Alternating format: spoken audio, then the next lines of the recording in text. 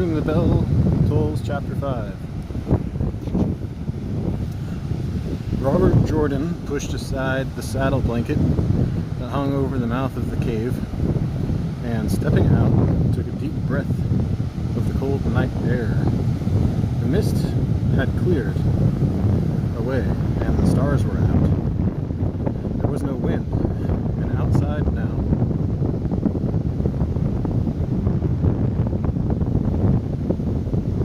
of the warm air of the cave, heavy with smoke of both tobacco and charcoal, with the odor of cooked rice and meat, saffron, pimentos, and oil. The terry, wine-spilled smell of the big skin, hung beside the door, hung by the neck.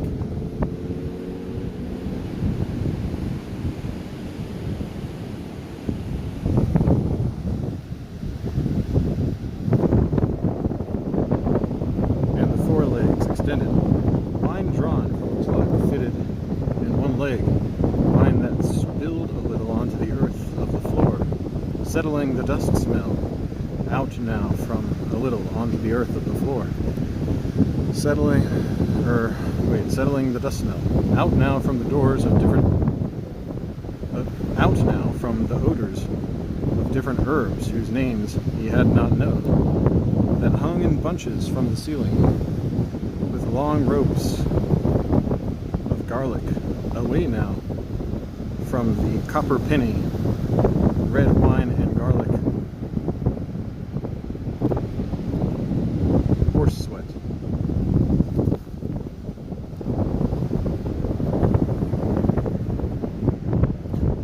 And man sweat, dried in the clothing, acrid and gray, the man sweat, sweet and sickly, the dried, brushed off lather of horse sweat, of the men at the table. Robert Jordan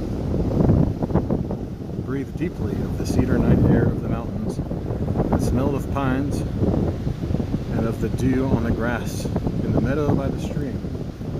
Dew had fallen heavily since the wind had dropped, but as he stood there, he thought there would be frost by morning.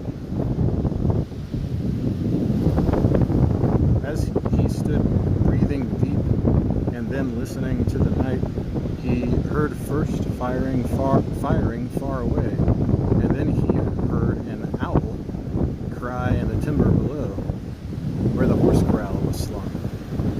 Then, inside the cave, he could hear the gypsy starting to sing and the soft chording of the guitar.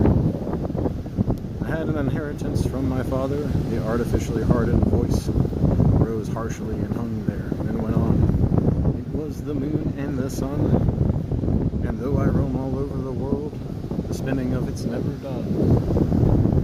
The guitar thudded with chorded applause for the singer. Good, Robert Jordan heard someone say. Just the Catalan, gypsy. No. Yes, the Catalan. All right, the gypsy said and sang mournfully. My nose is flat and my face is black, but still I am a man. Olé, someone said. Go on, gypsy. The gypsy's voice rose tragically and mockingly. Thank God I am a Negro, and not a Catalan. There is much noise, Pablo's voice said. Shut up, gypsy. Yes, he heard the woman's voice.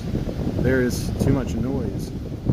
You could call the Guardia Civil with that voice, and still it has no quality. I know another verse, the gypsy said, and the guitar commenced. Save it, the woman told him.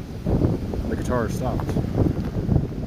I am not good in voice tonight, so there is no loss, the gypsy said, and pushing the blanket aside, he came out into the dark. Robert Jordan watched him walk over to a tree, and then come toward him. Roberto, the gypsy said softly. Yes, Raphael, he said.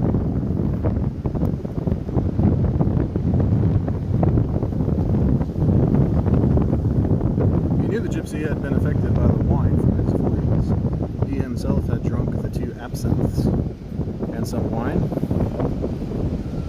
but his head was clear and cold from the strain of the difficulty with Pablo. "Why didst thou not kill Pablo?" Gypsy said very softly. "Why kill him? You have to kill him sooner or later. Why did you not approve of the moment? Do you speak seriously? What do you think they all waited for? What do you think the woman sent the girl away for? You believe that it is possible to continue after what has been said?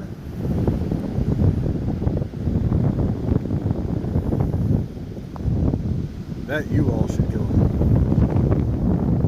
That you all should kill him." "Que va," the Gypsy said quietly. "That is your business. 3 or 4 times we waited for you to kill him. Pablo has no friends." "I had the idea," Robert Jordan said, "but I left it. Surely all could see that. Everyone noted your preparations. Why didn't you do it? I thought it might molest the others, or the woman. Que va? And the woman waited as a whore waits for the flight of the big bird. Thou art younger than thou appearest.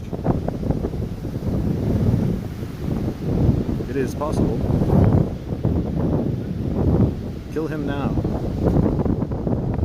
the Gypsy urged. "That is to assassinate." "Even better," the Gypsy said very softly.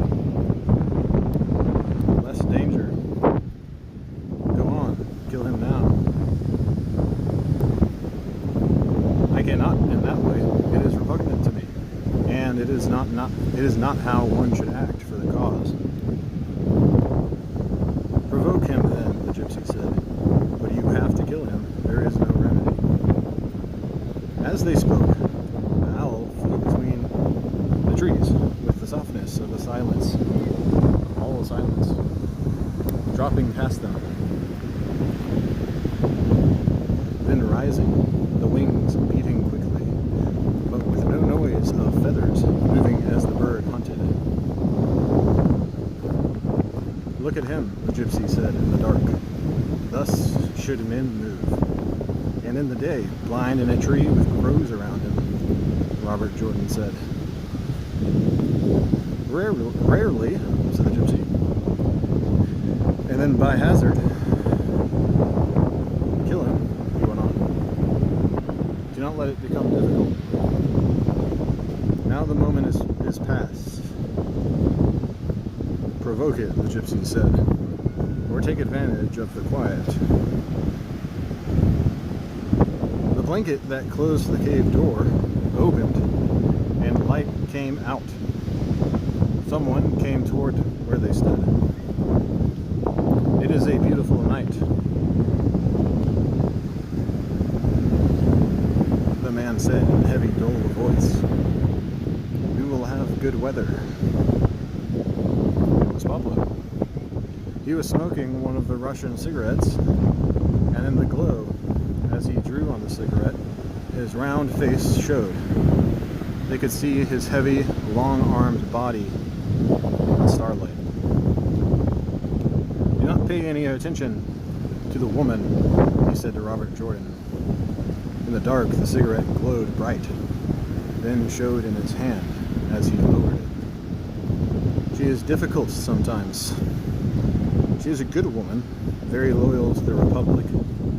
The light of the cigarette jerked slightly now as he spoke. He must be talking with him in the corner of his mouth, Robert Jordan thought. "We should have no difficulties. We are of accord. I am glad you have come." The cigarette glowed brightly. "Pay no attention to the arguments," he said. "You are very welcome here." "Excuse me now," he said. "I go to see how they have picketed the horses. He went off through the trees to the edge of the meadow, and they heard a horse nicker from below. You see, the gypsy said. Now you see. In this way has the moment escaped. Robert Jordan said nothing. I go down there, the gypsy said angrily. To do what? Que va, to do what? At least to prevent him leaving.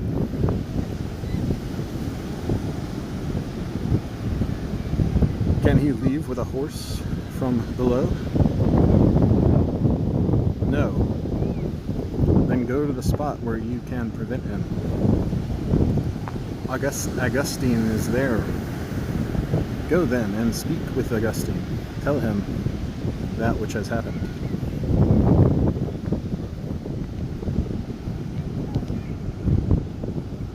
And then?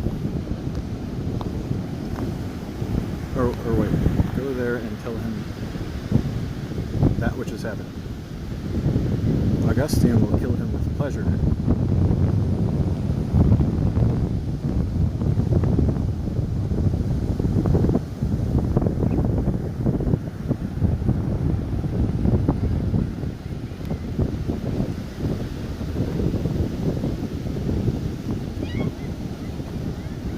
Less bad, Robert Jordan said. Go then above and tell him all as it happened. And then I go to look below in the meadow. Good, man, good. You cannot see Raphael's face in the dark, but you could feel him smiling. Now you have tightened your garters, the gypsy said approvingly. Go to Augustine, Robert Jordan said to him. Yes, Roberto. Yes, said the gypsy. Robert Jordan walked through the pines, feeling his way from tree to tree to the edge of the meadow, looking across it in the darkness, lighter here in the open from the starlight. He saw the dark bulks of the picketed horses. He counted them where they were scattered between him and the stream. There were 5. Robert Jordan sat down at the foot of a pine tree and looked out across the meadow. I am tired, he thought. And perhaps my judgment is not good. But my obligation is to the bridge, and to fulfill that, I must take no useless risk of myself until I complete that duty.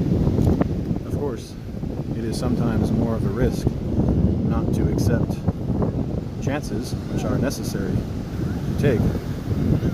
But I have done this so far, trying to let the situation take its own course. If it is true, as the gypsy says, that they expect me to kill Pablo, then I should have done that. But it was never clear to me that they did expect that. For a stranger to kill where he must work with the people afterwards is very bad. It may be done in action, and it may be done if backed by sufficient discipline.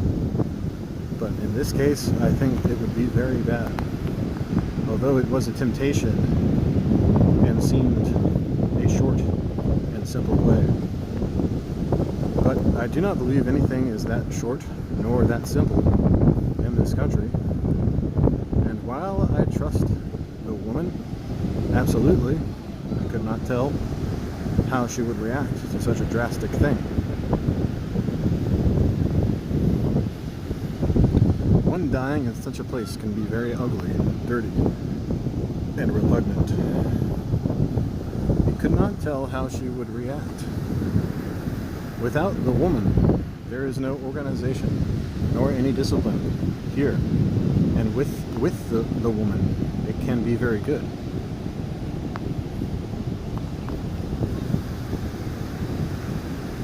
It would be ideal if she would kill him, or if the gypsy would, but he will not.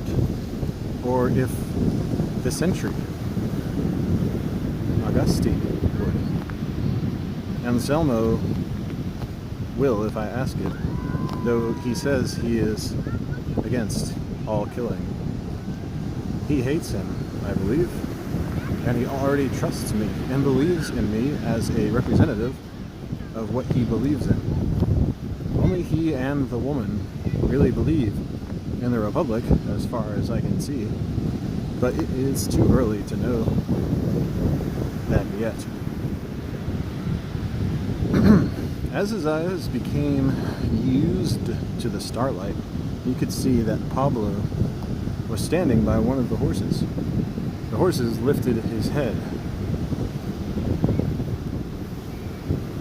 leaning against him, moving with him as he swung with the length of the picket rope, and patting him on the neck.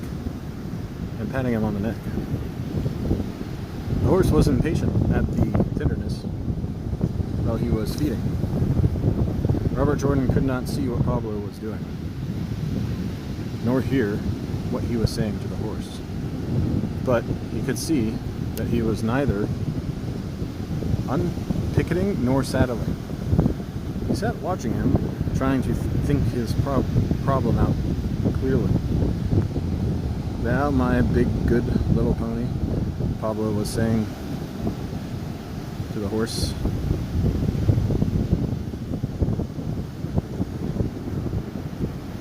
In the dark, it was the big bay stallion he was speaking to. "Thou lovely white-faced big beauty, thou with the big neck arching like the viaduct of my pueblo."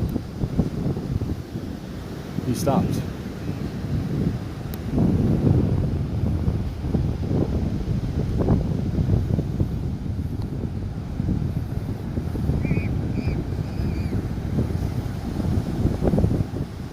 But arching more and much finer, the horse was snatching grass, swinging his head sideways.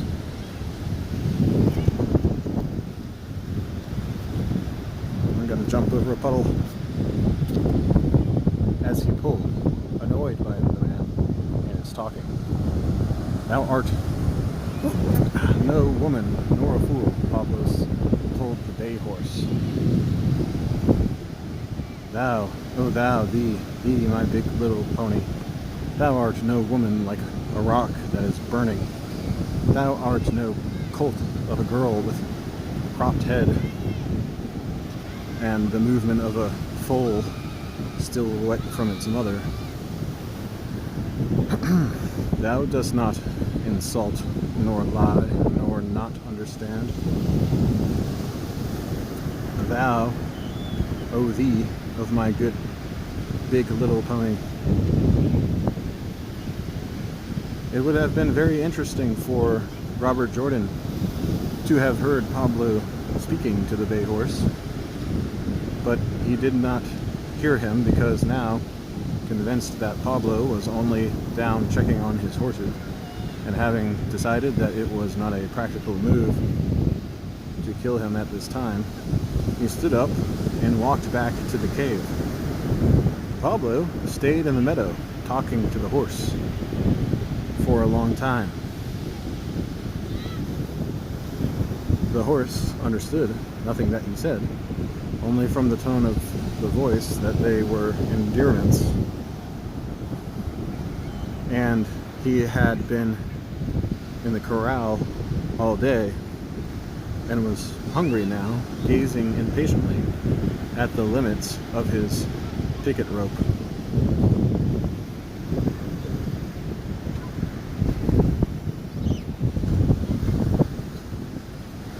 And the man annoyed him. Pablo shifted the picket pin finally and stood by the horse. Not talking now. The horse went on grazing and was relieved now that the man did not bother him.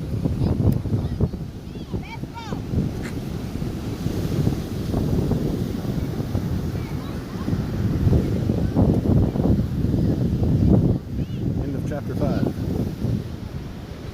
75% battery.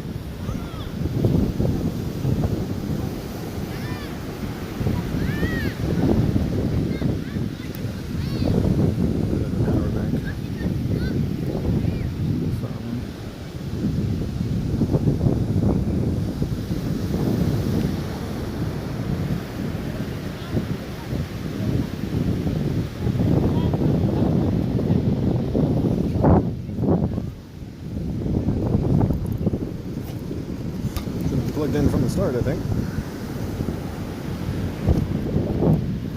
I believe I have everything I need. Power bank.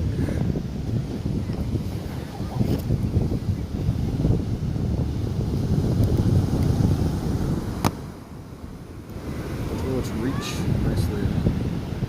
Go in.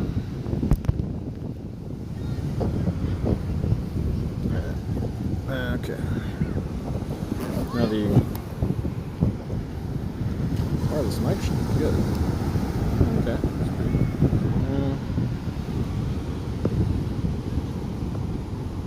It'd be better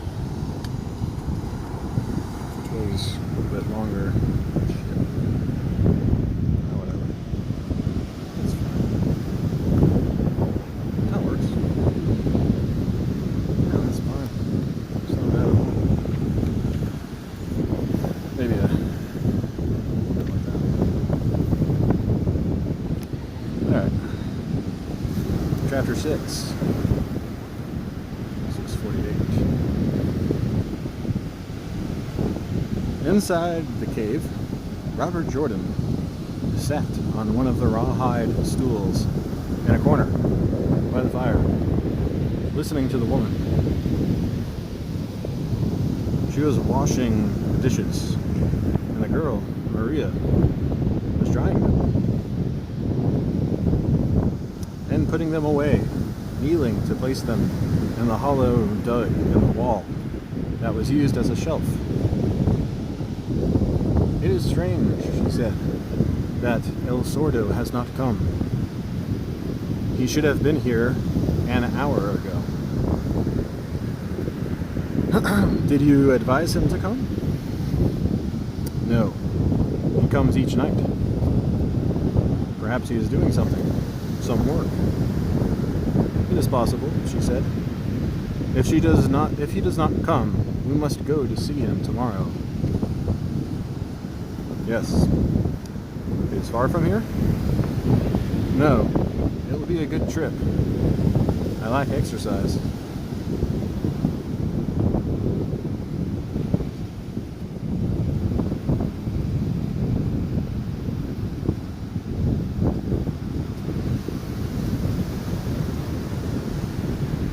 Can I go? Maria asked. May I go too, Pilar?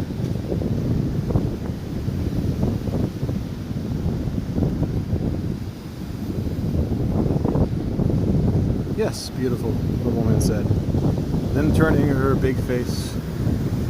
Isn't she pretty? She asked Robert Jordan. How does she seem to be? A little thin?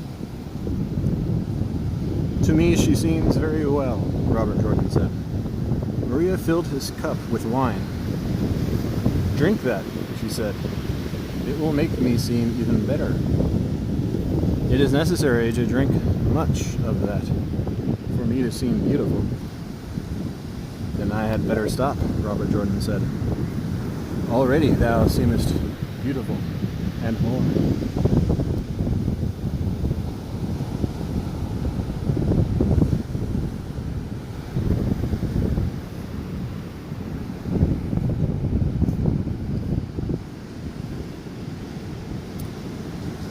That's the way to talk, the woman said. You talk like the good ones. What more does she seem?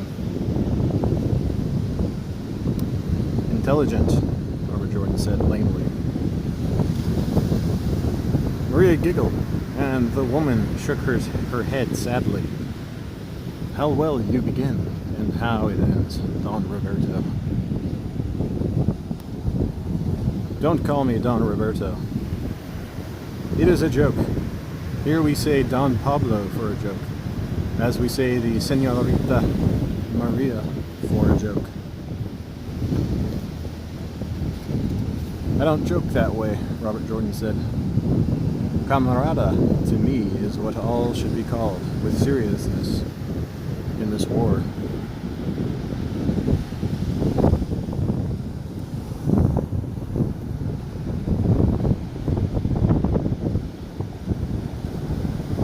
In the joking commences a rottenness. Thou art very religious about thy politics, the woman teased him. Thou makest no jokes. Yes, I care much for jokes, but not in the form of a dress. It is like a flag. I can make jokes about a flag. Any flag, the woman laughed. To me, no one can joke of anything. The old flag of yellow and gold we called pus and blood. The flag of the Republic, with the purple added, we call blood, pus, and pramanhanate. Pramanhanate? It is a joke. He is a communist, Maria said.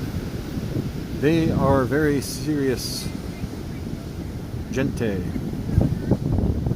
Are you a communist? No, I am an anti-fascist. For a long time, since I have understood fascism. How long is that? For nearly 10 years. That is not much time, the woman said. I have been a Republican for 20 years. My father was a Republican all his life, Maria said. It was for that they shot him. My father was also a Republican all his life. Also, my grandfather, Robert Jordan said. In what country? The United States.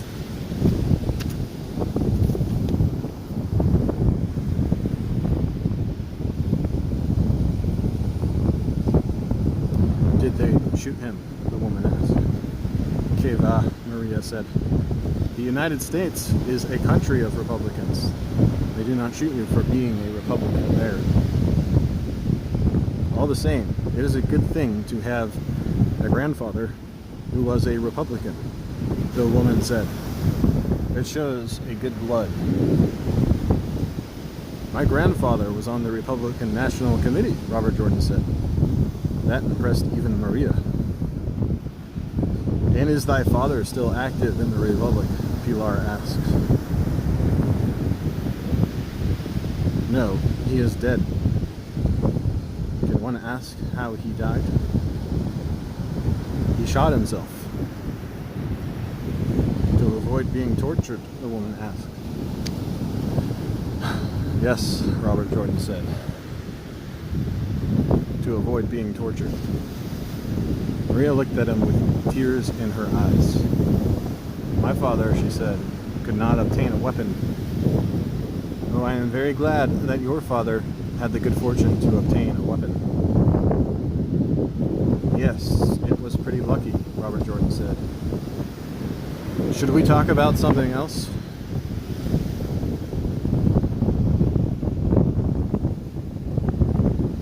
Then you and me we are the same, Maria said. She put her hand on his arm and looked in his face.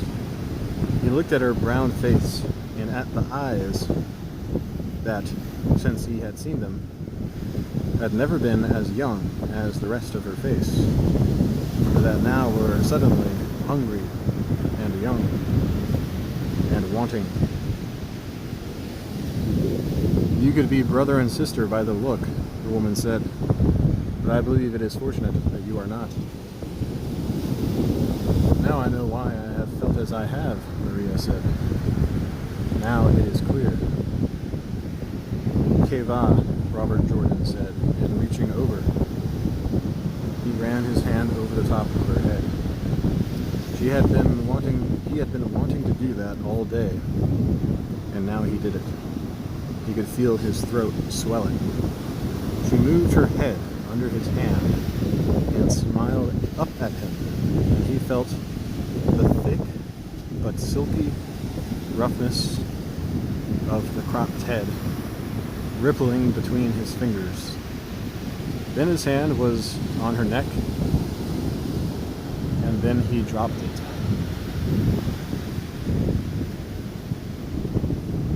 Do it again, she said. I want you to do that all day.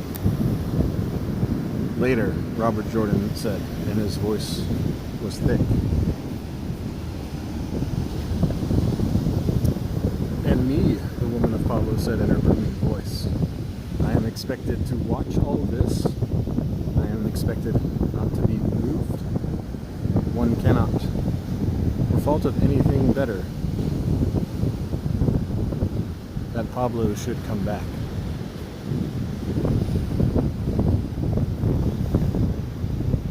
Maria took no notice of her now, nor of the others playing cards at the table by the candlelight. Do you want another cup of wine, Roberto? She asked. Yes, he said. Why not?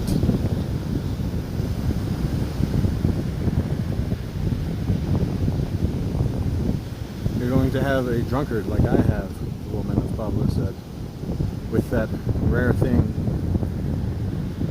you drank in the cup and all.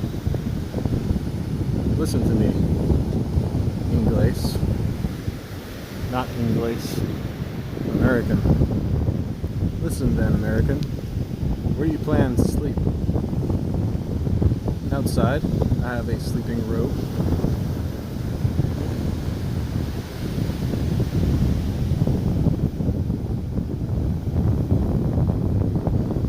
Good, she said. The night is clear and will be cold. Outside, then, she said. Sleep thee outside, and thy materials can sleep with me. Good, said Robert Jordan. Leave us for a moment, Robert said to the girl, and put his hand on her shoulder. Why? I wish to speak to Pilar. Must I go? Yes. What is it? The woman of Pablo said when the girl had gone over to the mouth of the cave, where she stood by the big wineskin, watching the card players. The gypsy said I should have, he began. No, the woman interrupted. He is mistaken. If it is necessary that I, Robert Jordan said quietly, but with difficulty, thee would have done it, I believe, the woman said. Nay, it is not necessary. I was watching thee, but thy judgment was good. But if it is needful, no, the woman said. I tell you, it is not needful. The mind of the gypsy is corrupt. But in weakness a man can be a great danger. No, thou dost not understand. Out of this one has passed all capacity for danger. I do not understand. Thou art very young still, she said. You will understand. Then to the girl, come, Maria. You're not talking more. The girl came over, and Robert Jordan reached his hand out and patted her head.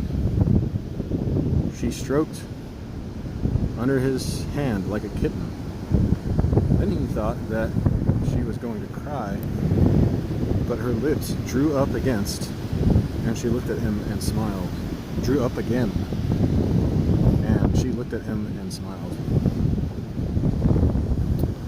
Thee would do well to go to bed now, the woman said to Robert Jordan. Thou hast had a long journey.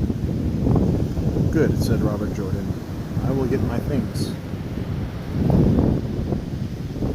End of chapter 6.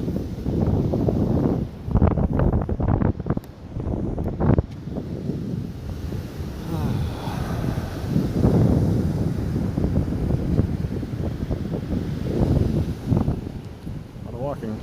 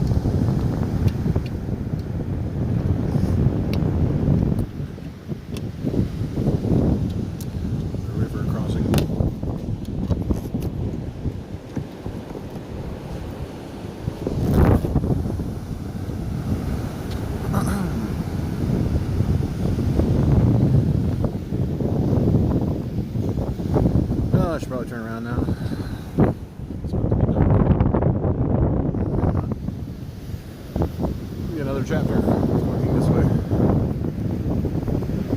Chapter 7. He was asleep in the robe, and he had been asleep, he thought, for a long time.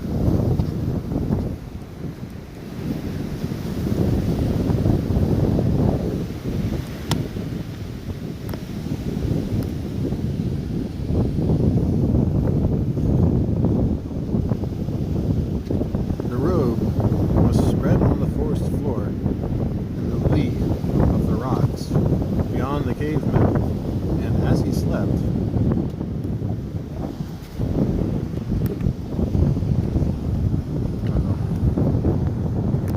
he turned, and turning,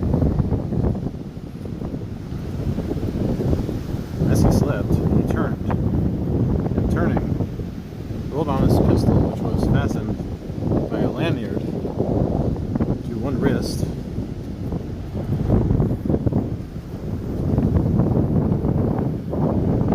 Need this sweat down.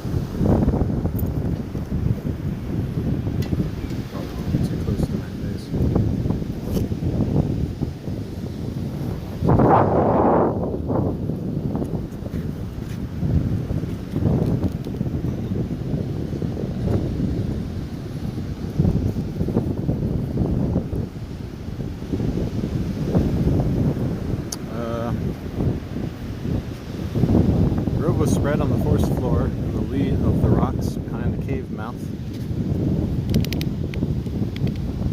And as he slept, he turned, and turning,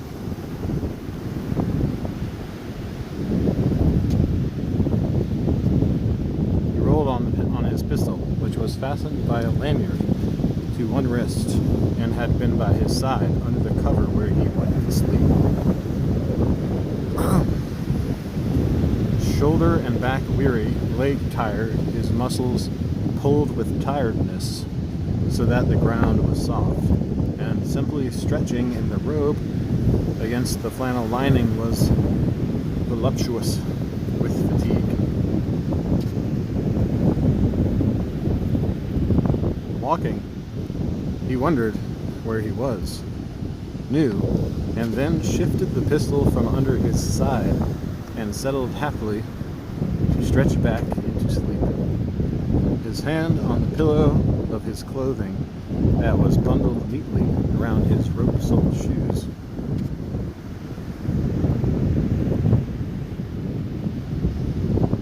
He had one arm around the pillow. Then he felt her hand on his shoulder and turned quickly, his right hand holding the pistol under the robe.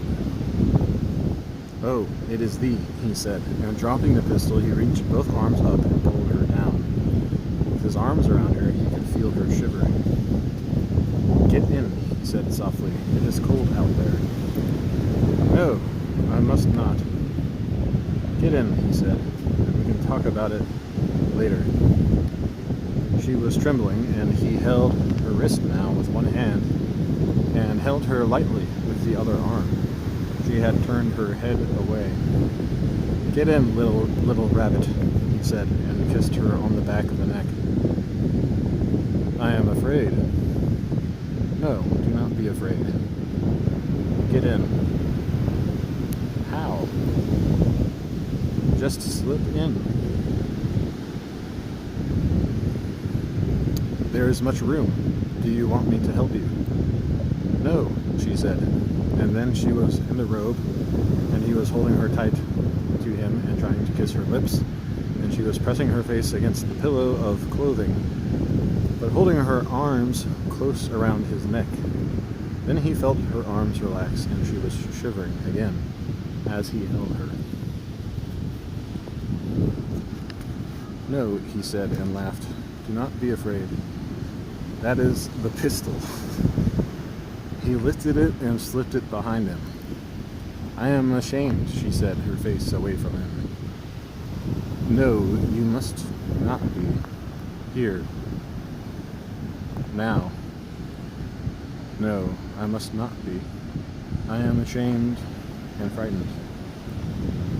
No, my rabbit, please. I must not, if thou dost not love me. I love thee. I love thee. Oh, I love thee. Put thy hand on my head," she said, away from him, her face still in the pillow. He put his hand on her head and stroked it, and then suddenly her face was away from the pillow, and she was in his arms, pressed close against him, and her face was against his, and she was crying.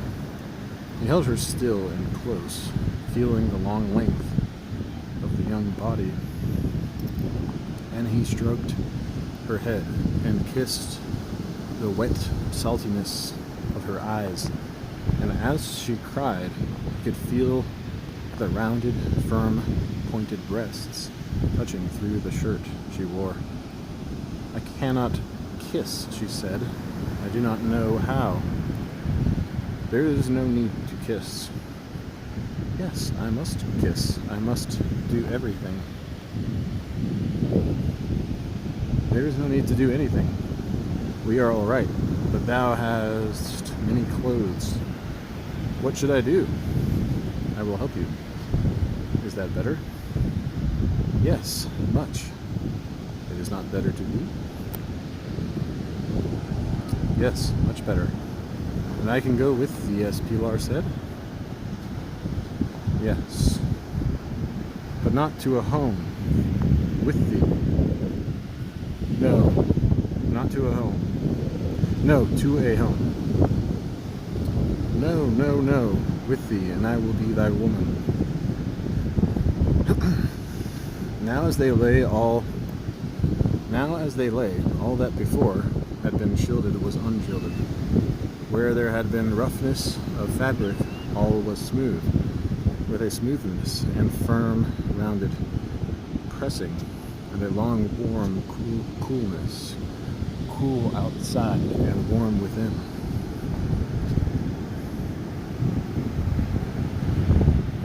Long and light and closely held, lonely, hollow making with contours,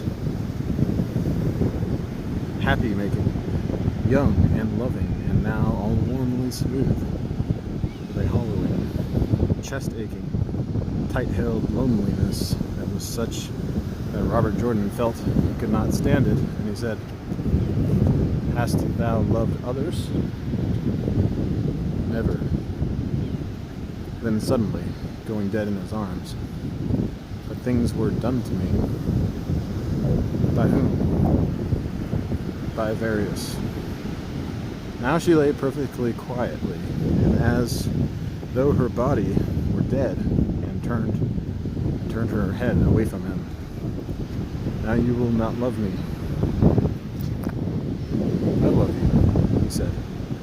But something had happened to him, and she knew it.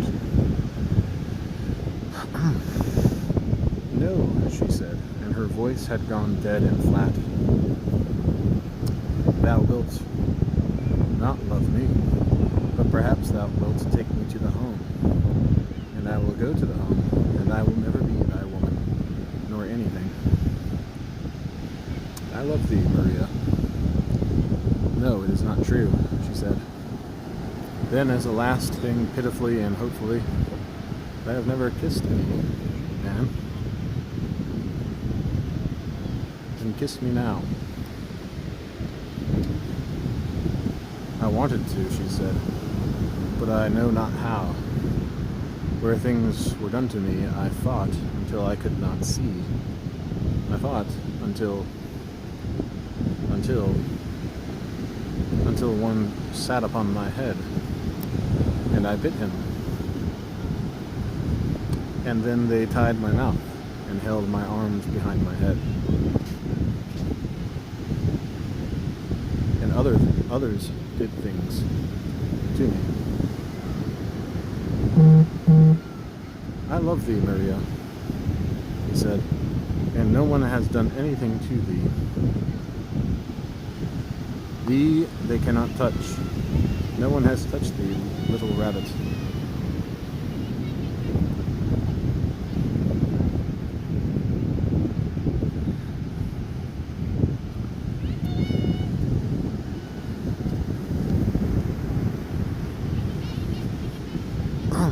You believe that? I know it.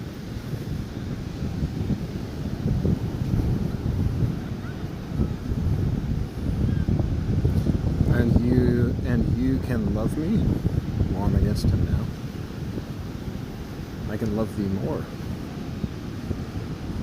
I will try to kiss thee very, very well. Kiss me a little. I do not know how. Just kiss me. She kissed him on the cheek. No. Where do the noses go? I always wondered where the noses would go.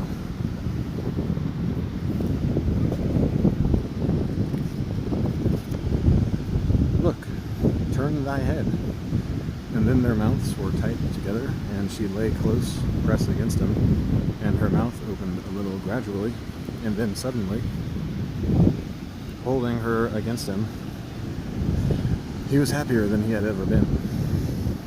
Lightly, lovingly, exultingly, innerly happy, and unthinking, and untired, and unworried, and only feeling a great delight. And he said, my little rabbit, my darling, my sweet, my long, lovely.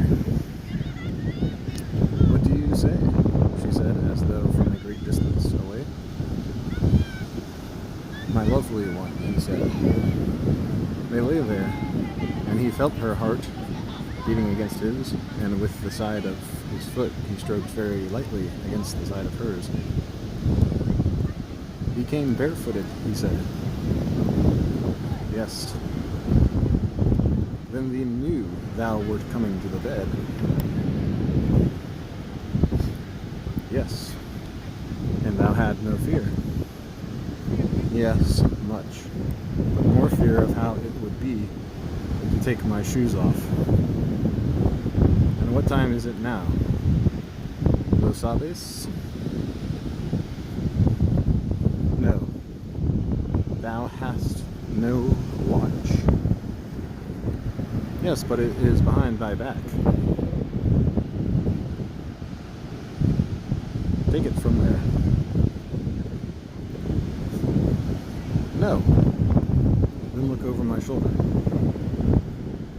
It was 1 o'clock. Thou showed bright in the darkness that the robe made. Thy chin scratches my shoulder. Pardon it, I have no tools to shave. I like it. Is thy beard blonde? Yes. And will it be long? Not before the bridge. Maria, listen. Dost thou... Do I what? Dost thou wish... Yes, everything, please. And if we do everything together, the other maybe never will have been. Do you think of that?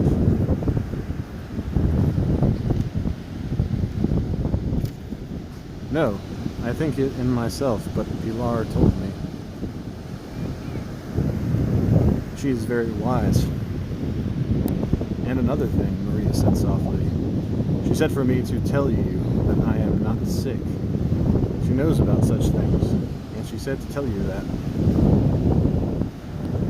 She told you to tell me? Yes, I spoke to her and told her that I love you. I loved you when I saw you today, and I loved you always, but I never saw you before. And I told Pilar, and she said if I ever told you anything about anything, to tell you that I was not sick.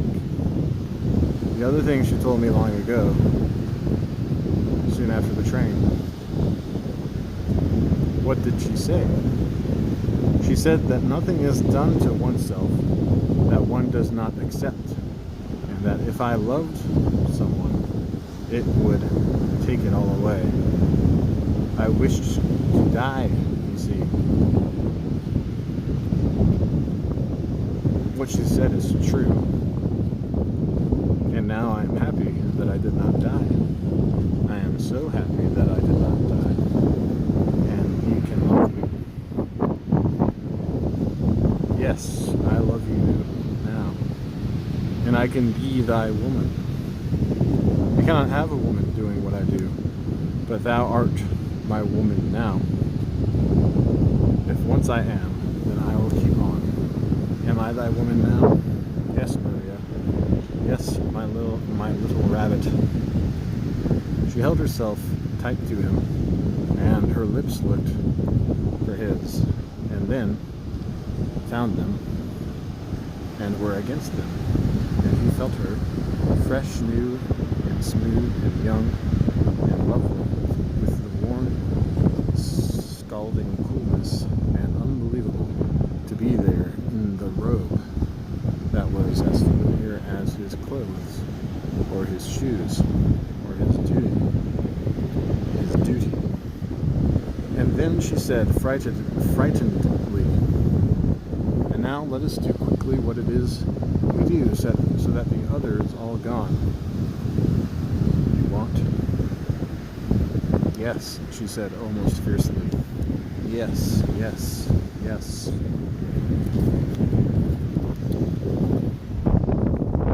End of chapter 7.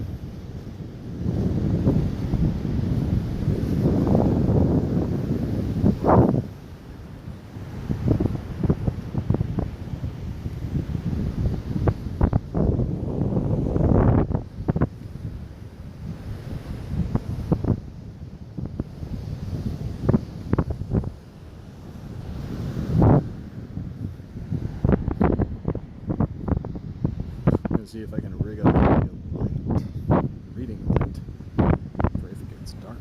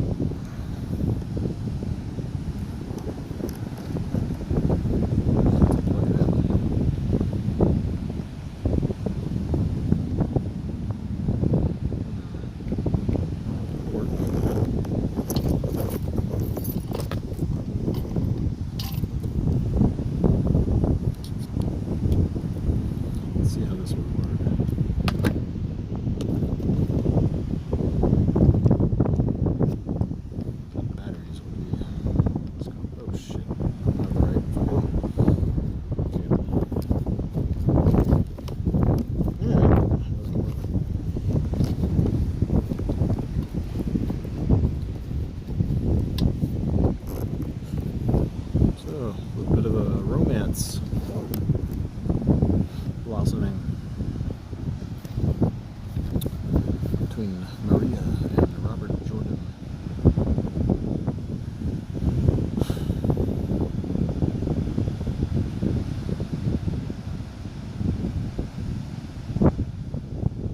Chapter 8.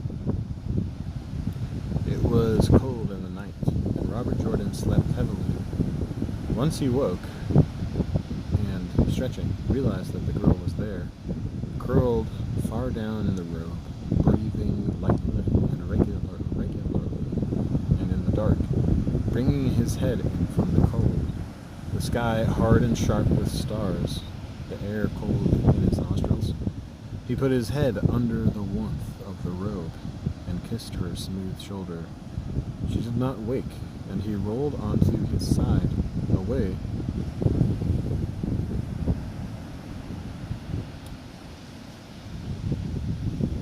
from her, and with his head out of the robe, in the cold again, lay awake a moment, feeling the long, seeping luxury of his fatigue, and then the smooth, tactile happiness of their two bodies touching, and then, as he pushed his legs out, deep as they would go in the robe, he slipped down steeply into sleep.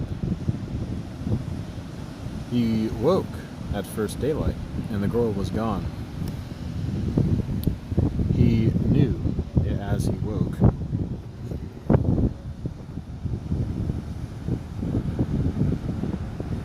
And putting out his arm, he felt the robe warm where she had been. He looked at the mouth of the cave, where the blanket showed frost-brimmed, and saw the thin gray smoke from the crack in the rocks that meant the kitchen fire was lighted. A man came out of the timber, a blanket worn over his head like a poncho.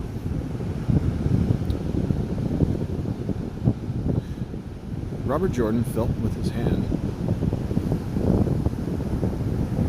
Pablo, wait a minute.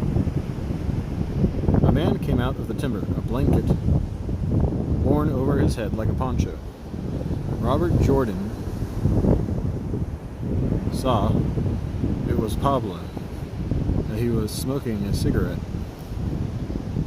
He's been down corralling the horses, he thought. Pablo pulled open the blanket and went into the cave without looking toward Robert Jordan. Robert Jordan felt with his hand the light frost that lay on the worn, spotted green balloon silk outer covering.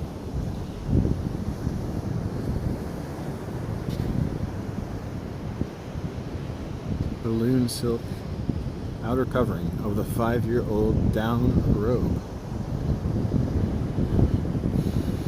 then settled into it again.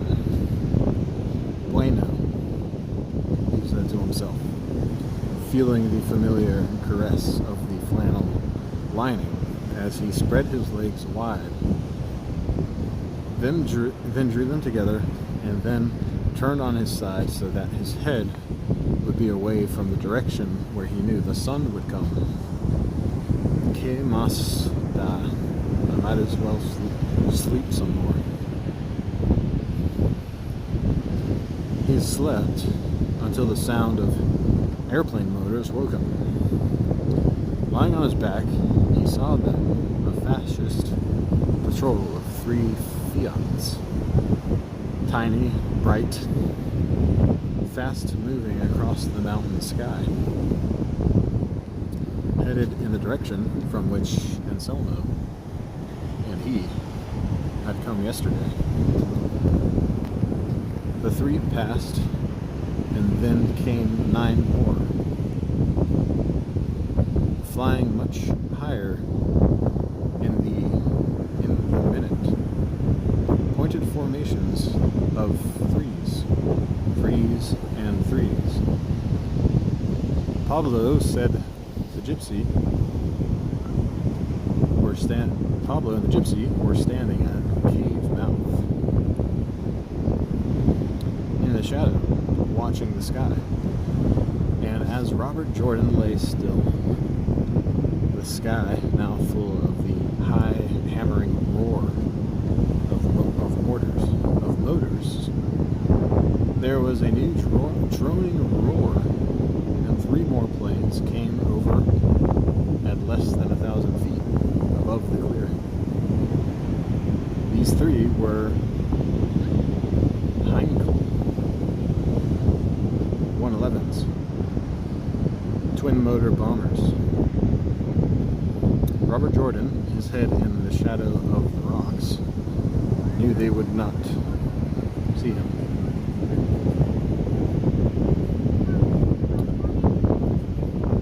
And that it did not matter if they did. How you doing?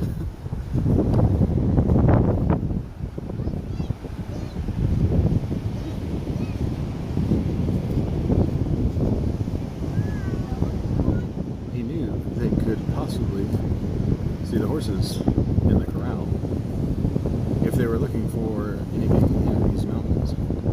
If they were not looking for anything, they might still see them, but would naturally take them for some of their own cavalry mounts.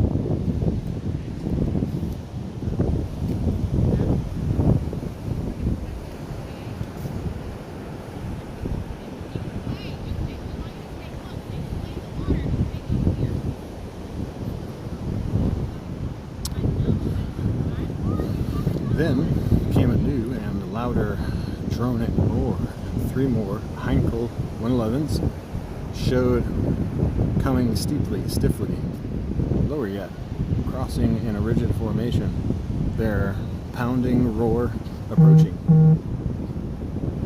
and crescendo to an absolute of noise, and then receding as they passed the clearing. Robert Jordan unrolled the bundle of clothing that made his pillow and pulled on his shirt. It was over his head, and he was pulling it down when he heard the next planes coming, and he pulled his trousers on under the robe and lay still as 3 more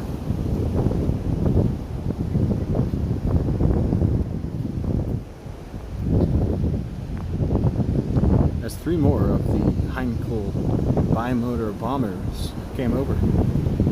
Before they were gone over the shoulder of the mountain, he had buckled on his pistol, rolled the robe, and placed it against the rocks, and sat down close against the rocks, tying his rope-soled shoes when the approaching droning turned into a greater clattering roar than ever before, and 9 more Heinkel light bombers came in echelons, hammering the sky apart as they went over. Robert Jordan slipped along the rocks to the mouth of the cave, where one of the brothers, Pablo the gypsy, Anselmo, Augustine, and the woman stood in the mouth, looking out. "Have there been planes like this before?" he asked. "Never," said Pablo. "Get in, they will see thee." The sun had not yet hit the mouth of the cave. It was just now shining on the meadow by the stream, and Robert Jordan knew they could not be seen in the dark. Early morning shadow of the trees. In the dark early morning shadow of the trees and the solid shade the rocks made. But he went in the cave in order not to make them nervous. "They are many," the woman said.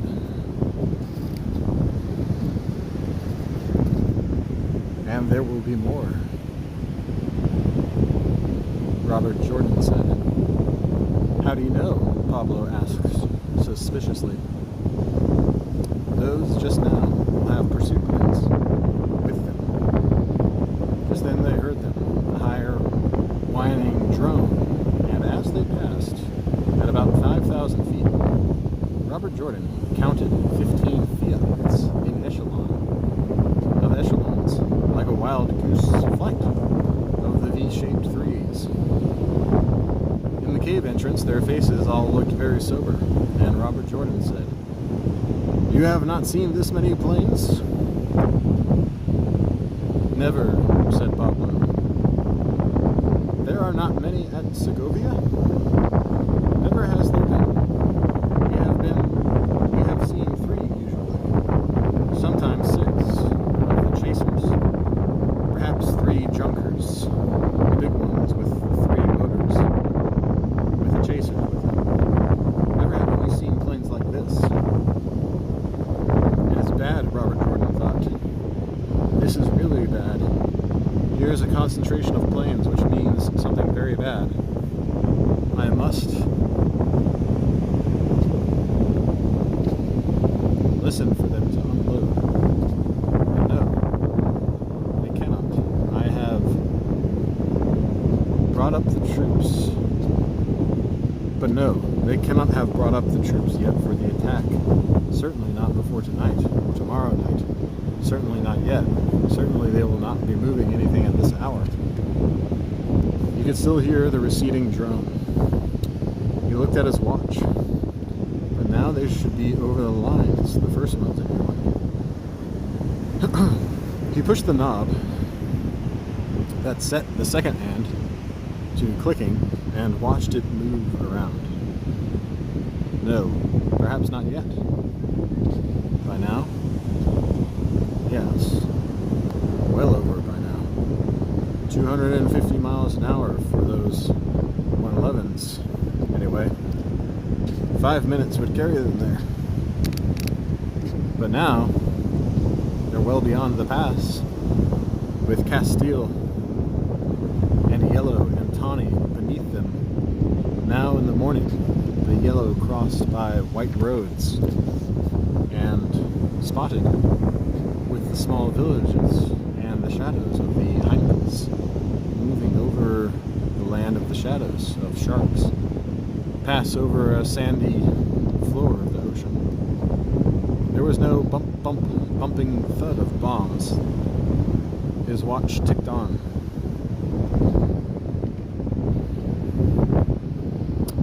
They're going to Colmenar, to Escorial, or to the flying field at Manzanares, El Real, he thought. The old castle above the lake, with the ducks and the reeds, and the fake airfield just beyond the real field, with the dummy planes, not quite hidden, their props turning in the wind. That's where they must be headed. They can't know about the attack, he told himself. And something in him said, why can't they? They've known about all the others. Do you think they saw the horses? Pablo asked. Those weren't looking for horses, Robert Jordan said. Did they see them? Not unless they were asked to look for them. Could they see them? Probably not, Robert Jordan said, unless the sun were on the trees. It is on them very clearly, Pablo said miserably. I think they have other things to think of besides thy horses, Robert Jordan said. It was 8 minutes since he had pushed the lever on the stopwatch, and there was still no sound of bombing. What do you do with the watch? The woman asked.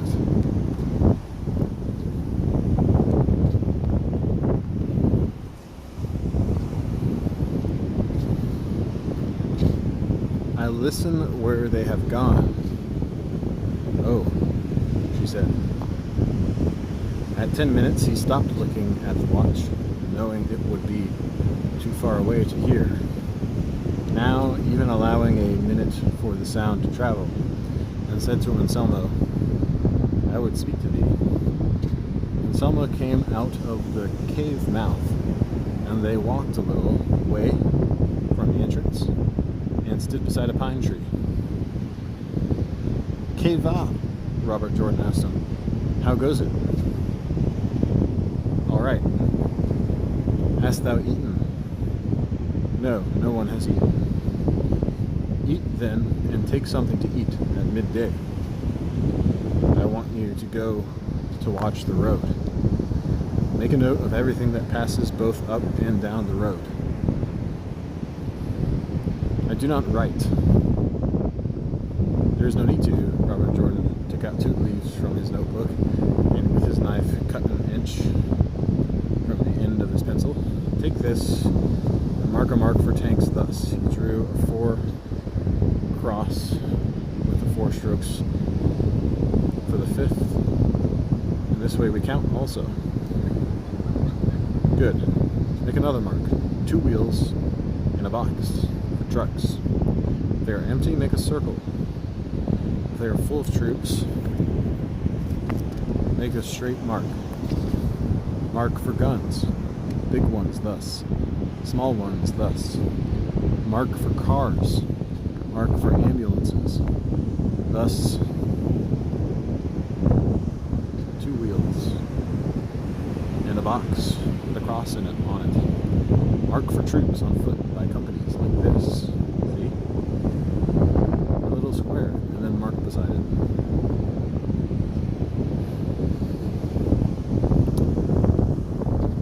Mark for cavalry like this. See? Like a horse. A box with 4 legs. That is a troop of 20 horse. You understand? Each troop a mark. Yes, it is ingenious. Now he drew 2 large wheels with circles around them and a short line for a gun barrel. These are anti-tanks. We have rubber tires. Mark for that. These are anti-aircraft. 2 wheels with the gun barrel slanted up. Mark for them also. Do you understand? Have you seen such guns? Yes, Anselmo said. Of course. It's clear. Take the gypsy with you. That he will know from what point he will be watching, so you may be relieved. Pick a place that is safe, not too close, and from where you can see well and comfortably. Stay until you are relieved. I understand. Good. And that when you come back, I should know everything that moved upon the road. 1 paper is for movement up. 1 is for movement down the road. They walked over toward the cave. Send Raphael to me, Robert Jordan said, and waited by the tree.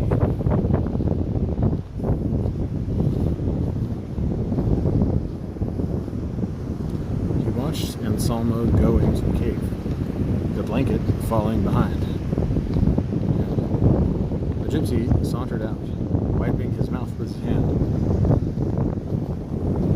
"Que tal?" the gypsy said. "Did you divert yourself last night?" "I slept." "Less bad," the gypsy said and grinned. "Have you a cigarette?" "Listen," Robert Jordan said and felt in his pocket for the cigarettes. "I wish you to go with Anselmo to a place from which he will observe the road. There you will leave him, noting the place in order that you may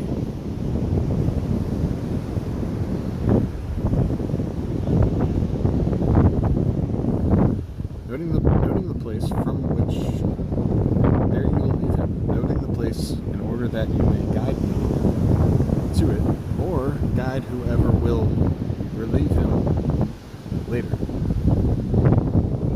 You will then go to where you can observe Anselmo and note if there are any changes in the post there." "What changes?" "How many men are there now?" 8, the last I knew. "See how many are there now.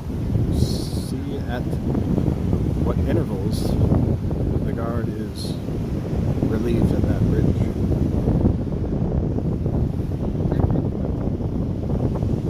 "Intervals. How many hours the guard stays on, and at what time the change is made." "I have no watch." "Take mine," the unstrapped him. But watch, Raphael said admiringly. Look at what complications. Of numbers. So watch to end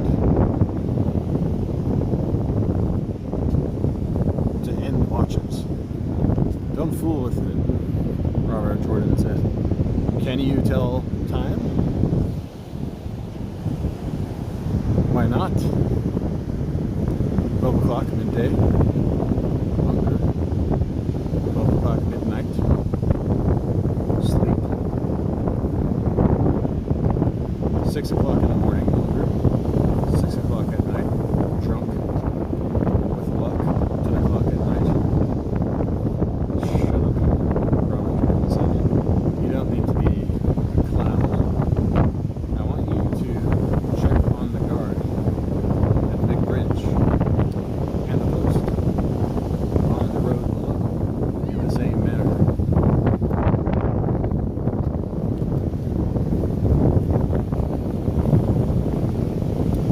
As the post and the guard at Somnum and the small bridge. It is much work, the gypsy smiled. You are sure there is no one who would rather send than me? No, Raphael. It is very important that you should do it very carefully and keeping out of sight with care. I believe I will keep out of sight, the gypsy said. Why do you tell me to keep out of sight? You don't want to be shot? Take things a little seriously, Robert Jordan said. This is serious.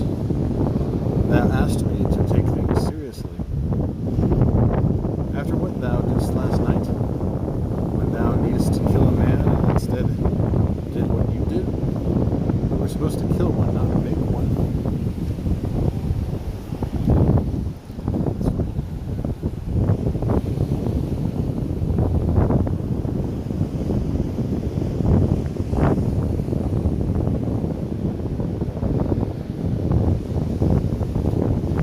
We have just seen the sky full of airplanes, quantity to kill us back to our grandfathers and forward to all unborn grandsons, including all cats, goats, and bedbugs.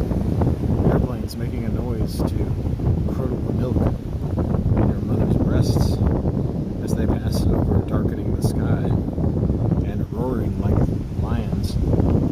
And you ask me to take things seriously. I take them too seriously already. All right, said Robert Jordan, and laughed, and put his hand on the gypsy's shoulder. Don't take them too seriously, then. Now finish your breakfast and go. And now, the gypsy asked, what do you do? I go to see El Sordo. After those airplanes, it is very possible that thou wilt find nobody in the whole mountains, the gypsy said. There must have been many people sweating the big drop this morning when those passed. Those have other work than hunting gorillas. Yes, the gypsy said, then shook his head. But when they care to undertake that work, Keva, Robert Jordan said, those are the best of the German light bombers. They do not send those after gypsies. They give me a horror, Raphael said. Of such things, yes, I am frightened. They go to bomb an airfield, Robert Jordan told him, as they went into the cave. I am almost sure they go for that. Why do you say? The woman of Pablo asked. She poured him a bowl of coffee and handed him a can of condensed milk. There's milk? What a luxury. There's everything, she said. And since the plains, there is much fear. Where did you say they went? Robert Jordan dripped some of the thick milk into his coffee from the slit cut in the can, wiped the can on the rim of the cup, and stirred the coffee.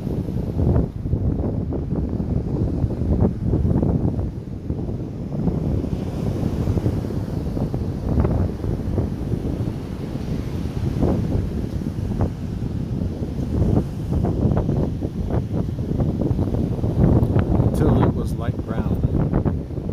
They go to bomb an airfield, I believe. They might go to Escorial and Colmenar. Perhaps all three. That they should go a long way and keep away from here, Pablo said. And why are they here now? The woman asked. What brings them now? Never have we seen such planes, nor in such quantity. They prepare an attack.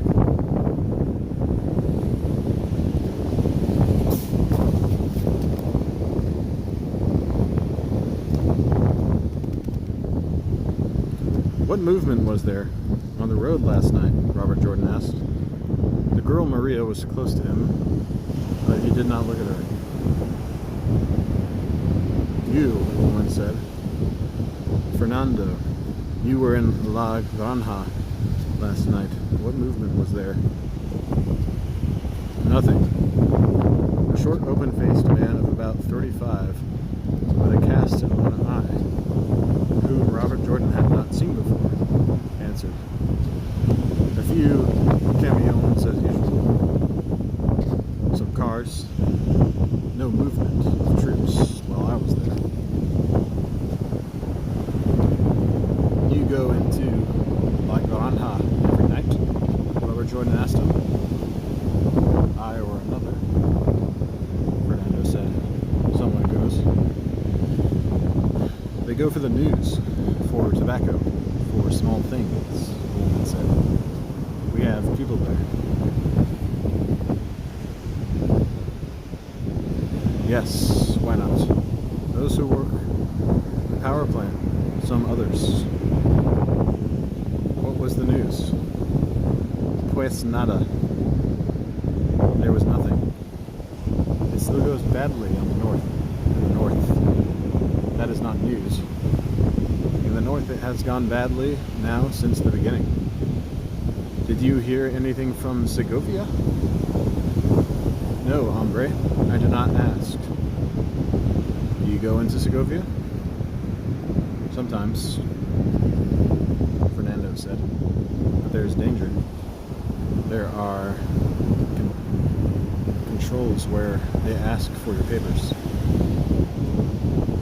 Do you know the airfield?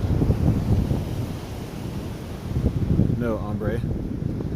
I know where it is, but I was never close to it.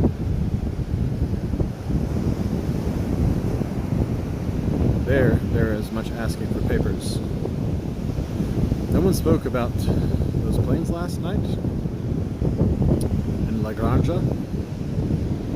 Nobody. But they will talk about them tonight. Certainly. They talked about the broadcast of Cuiepo de Delano. Nothing more. Oh yes, it seems that the Republic is preparing an offensive. That what?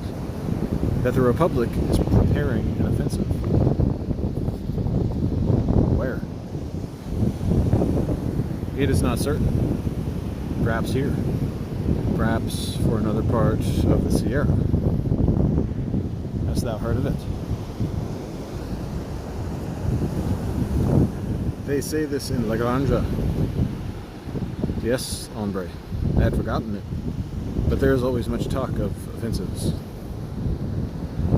Where does this talk come from? Where? Why, from different people. The officers speak in the cafes in Segovia and Avila, and the waiters note it. The rumors come running. Since sometime they speak of an offensive by the Republic in these parts. By the Republic or by the fascists? by the Republic. If it were by the fascists, all would know of it. No, this is an offensive of quite some size. Some say there are two. One here, and the other over the Alto del Leon, near Escorial. Have you heard about this? Have you heard aught of this? What else did you hear? Nada, hombre, nothing.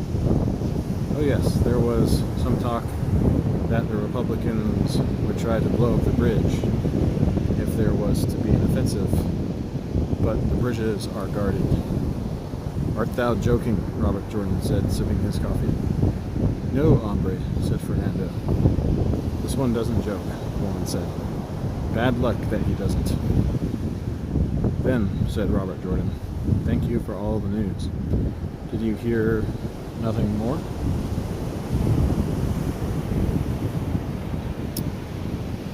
No. They talk, as always, of troops to be sent to clear out these mountains. There is some talk that they are on the way, that they have been sent already from Valladolid. But they always talk in that way, as not to give any importance to.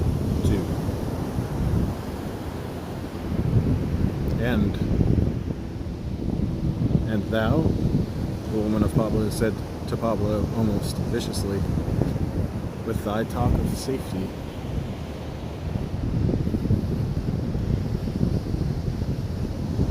Pablo looked at her reflectively and scratched his chin. Thou, he said, and thy bridges. What bridges? Asked Fernando cheerfully.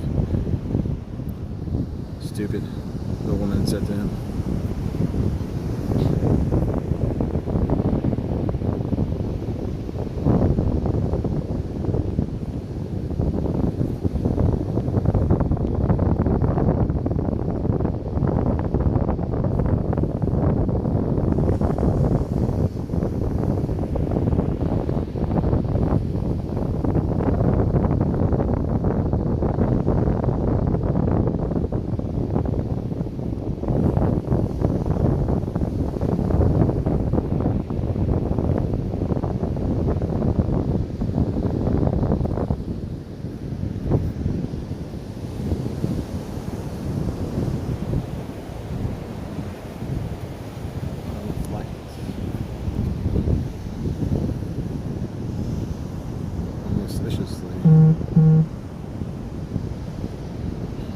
Stupid, the woman said to him.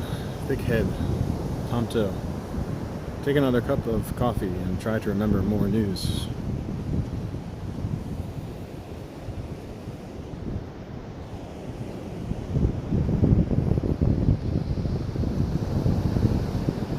Don't be angry, Pilar, Fernando said, calmly and cheerfully.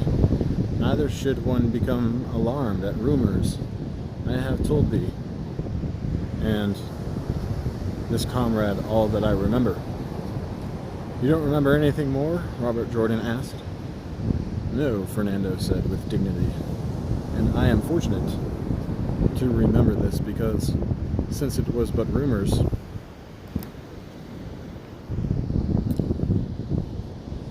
I paid no attention to it.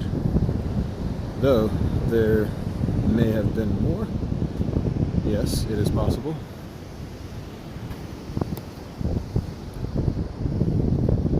But I paid no attention. For a year, I have heard nothing but rumors. Robert Jordan heard a quick, controlled, breathing sniff of laughter from the girl, Maria, who was standing behind him. Tell us one more rumor, Fernandito, she said, and then her shoulders shook again. If I could remember, I would not, Fernando said. It is beneath a man's dignity to listen and give importance to rumors. And With this we will save the Republic, the woman said. No, you will save it by blowing bridges, Pablo told her. Go, said Robert Jordan to Anselmo and Raphael, if you have eaten. We go now, the old man said, and the two of them stood up. Robert Jordan felt a hand on his shoulder. It was Maria. Thou shouldest eat, she said, and let her hand rest there. Eat well, so that thy stomach can support more rumors. The rumors have taken the place of the appetite.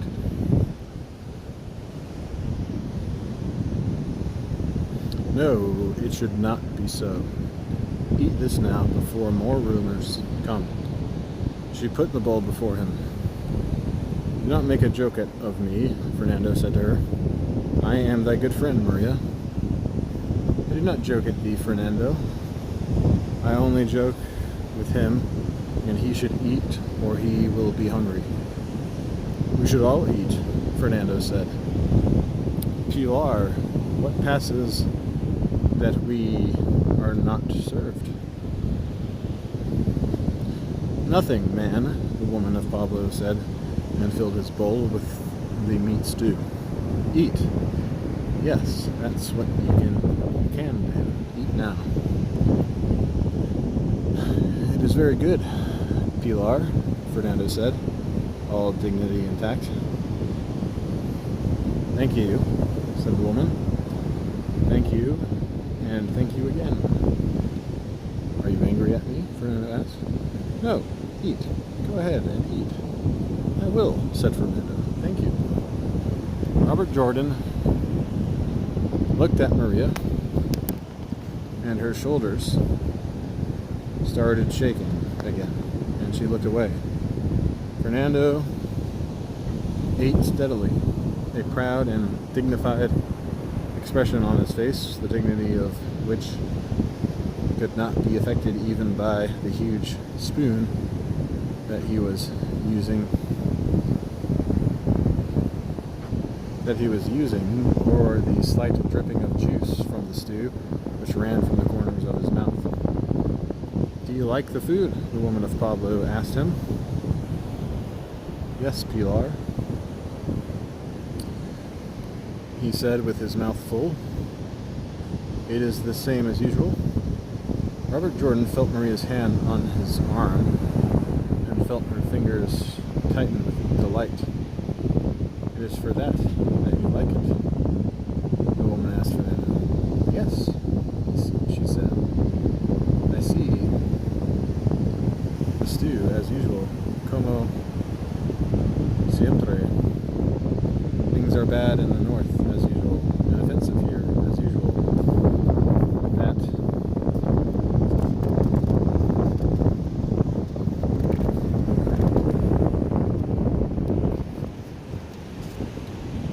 That troops come to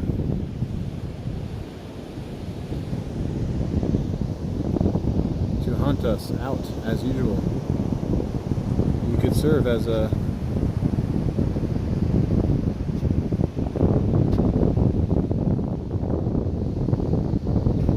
monument to as usual.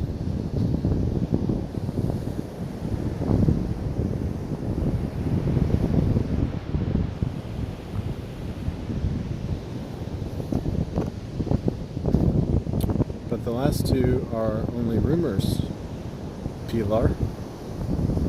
Spain, the woman of Pablo said her bitterly, then turned to Robert Jordan.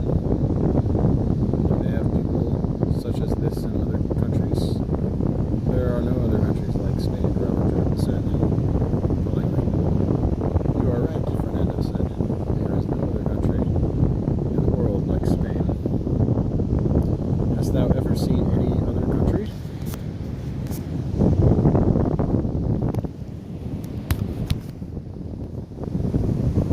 No one asked him.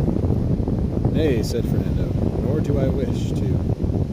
You see, the woman of Pablo said to Robert Jordan, Fernandito, Maria said to him. Tell us of the time thee went to Valencia.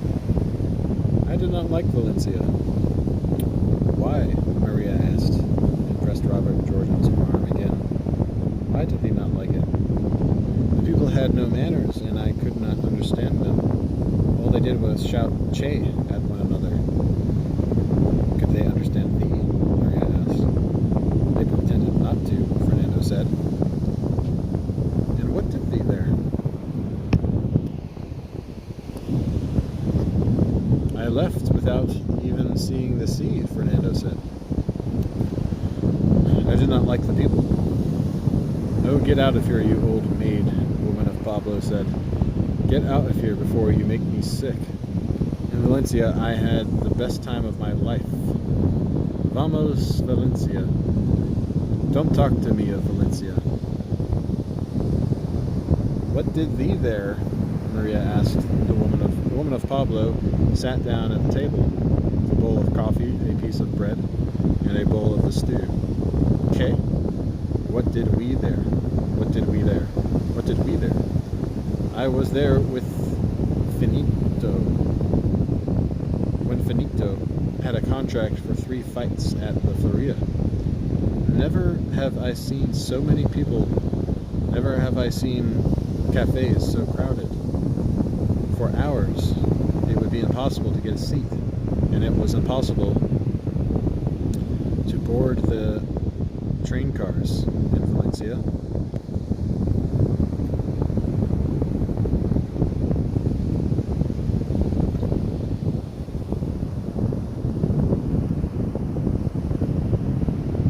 In Valencia, there was movement all day and all night. But what did you do? Maria asked. All things, the woman said.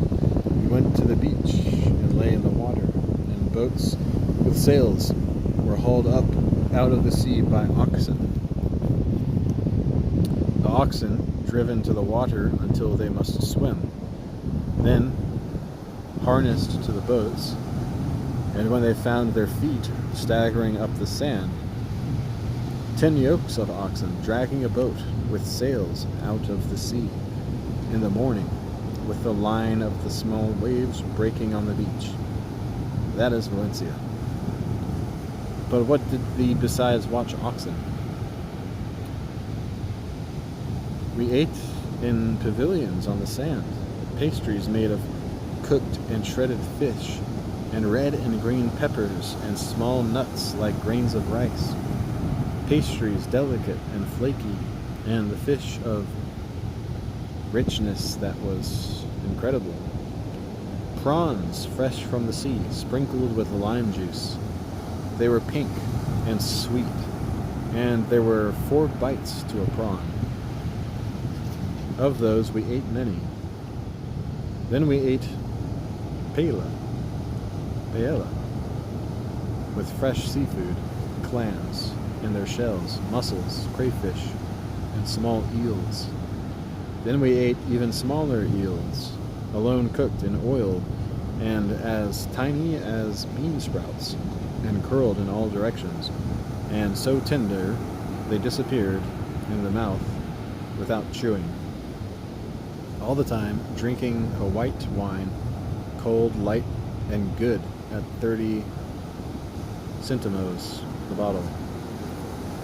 And for an end, melon. That is the home of the melon. The melon of Castile is better, Fernando said. Que va, said the woman of Pablo. The melon of Castile is for self-abuse. The melon of Valencia is for eating. When I think of these melons, long as one's arm, green like the sea, and crisp and juicy to cut, and sweeter than the early morning in summer. When I think of those smallest eels, tiny, delicate, and in mounds on the plate. Also, the beer in pitchers all through the afternoon, the beer sweating in its coldness in pitchers the size of water jugs. And what did thee when not eating nor drinking? We made love in the room, with the strip wood blinds hanging over the balcony, and a breeze through the opening of the top of the door, which turned on hinges. We made love there, the room dark in the daytime from the hanging blinds, and from the streets there was the scent of the flower market and the smell of burned powder from the firecrackers, of the tracca, and of the tracca that ran through the streets, exploding each noon during the feria. It was a line of fireworks that ran through all the city, firecrackers linked together, and the explosions running along on poles and wires of the tramways, exploding with great noise, and a jumping from pole to pole with a sharpness and a cracking of explosion you could not believe.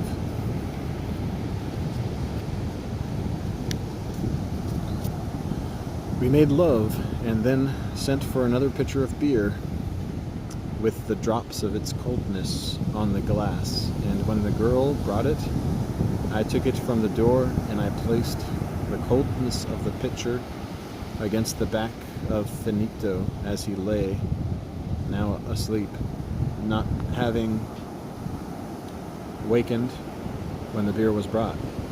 And he said, "No, Pilar, no, woman, let me sleep."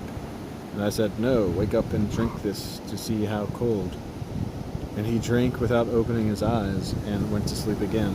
And I lay with my back against a pillow at the foot of the bed and watched him sleep, brown and dark-haired and young and quiet in his sleep, and drank the whole pitcher, listening now to the music of a band that was passing. "You," she said to Pablo, "do you know aught of such things?" "We have done things together," Pablo said. "Yes," the woman said, "why not? And thou wert more man than Finito in your time. But never did we go to Valencia. Never did we lie in bed together and hear a band pass in Valencia."